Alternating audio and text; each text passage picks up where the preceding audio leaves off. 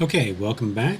And I don't know why on the last video it didn't seem to record the very first page I was looking at, the image um, of a portrait of Ross. Let's just go back and look at it for a second. That one, Portrait of Ross, Felix Gonzalez Torres. For some reason, the video recorded, it didn't start recording until I got to slide 2. But anyway, okay, continuing on. So Judith and her maidservant. So main thing you could say about this is right off the bat, you could say it's an oil painting. It's a Baroque oil painting. And we talked about it on a number of reasons. One of the main things we talked about was how it was a great example of tenebrism, of extreme tenebrism, with that really kind of strong contrast of light to dark. And so also we talked about how the casting of shadows is a little bit illusionary in there, where the hand is casting a shadow from the candle onto the face, but it really shouldn't be based on the physics of it, but how we don't really mind that that break from the laws of physics. Also, you could talk about the actual narrative, the actual story that Judith here, as as part of her loyalty to her God, needs to cut off the head of the enemy of her people, and so she does, and she's in this moment of after she's killed him, she's hiding the head, and her servant is helping her, and so yeah, I think those are some of the main things you would be able to cover about this. All right, School of Athens. A lot you could say here, but there's so much we have said about it in class. Number one, it's a fresco painting. So it's a painting, but it's fresco painting. It's a Renaissance fresco painting. It's a great example of one-point perspective. We talked about how there's one box in here that is maybe not in one-point perspective. Maybe it is in two-point perspective. You could debate it depending on complications of perspective system. In it, we see images of these barrel vaults leading to a rotunda. So probably this space in the middle had some sort of dome-like ceiling. And it is a description of Greek philosophy, right? The School of Athens is referencing philosophical schools. And so we have Plato on one side and Aristotle on the other side. And then all the philosophers kind of feel like all the ones who are following Aristotle are all on the right side, and all the ones who are Platonists are all on the left side, mostly. And we include other people, including a self-portrait of Raphael right there. Okay, that's a lot you could say about just one painting. David's Donatello.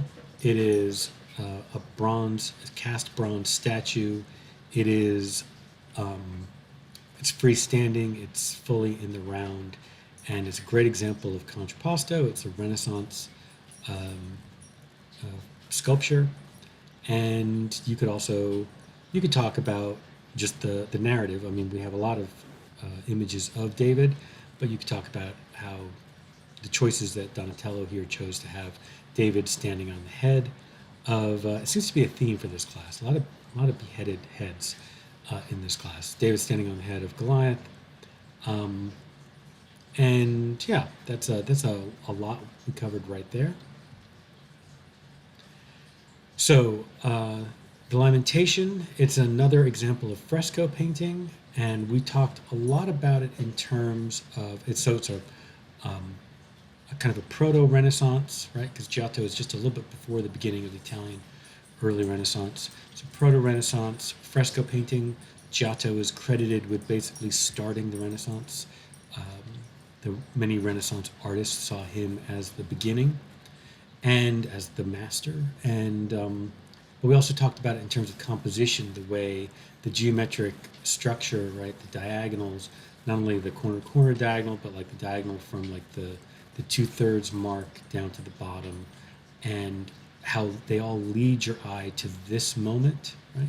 And how the head of that, don't know which particular disciple that is, how he fits perfectly right into the corner diagonals and the vertical and horizontal divisions.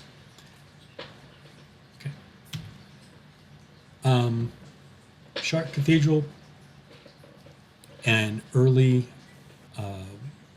Gothic cathedral, and you could just talk about some of the features that you see in Gothic cathedrals, such as um, the Gothic vaulting, which includes pointed arches, and the vaulting uh, intersects vaulting of different heights together, and including also flying buttresses, including ribbing, strong, heavy, very very accented ribbing on the vaulting,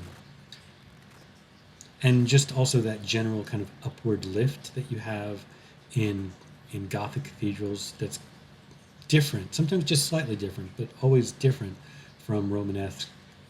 There certainly are some examples of Romanesque that are get close to that kind of that uplift feeling.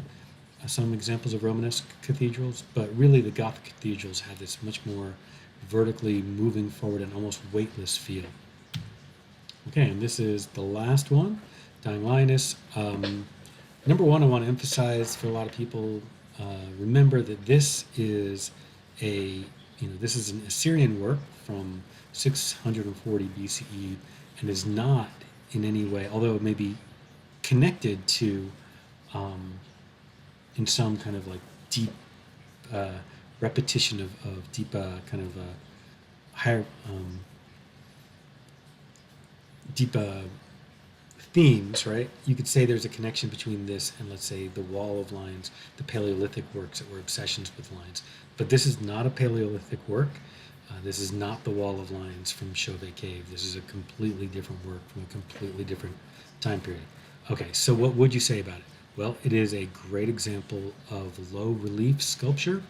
It is carved limestone. It was found at the Palace of Ashurbanipal in Nineveh, which is in present-day Iraq.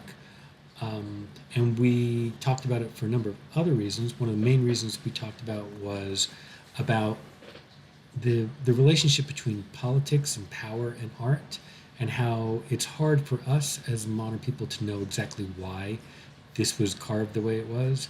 Is this an expression of some sort of sympathy for the lioness, or is it not? We also talked about how this fits within a larger context in the Palace of Ashurbanipal. These long, large friezes going down these hallways leading to the throne room. And as you're walking down, you're seeing two main themes. One theme is Ashurbanipal hunting lions, and the other one is Ashurbanipal at war. Okay, that is a lot. So we are going to end there. All right.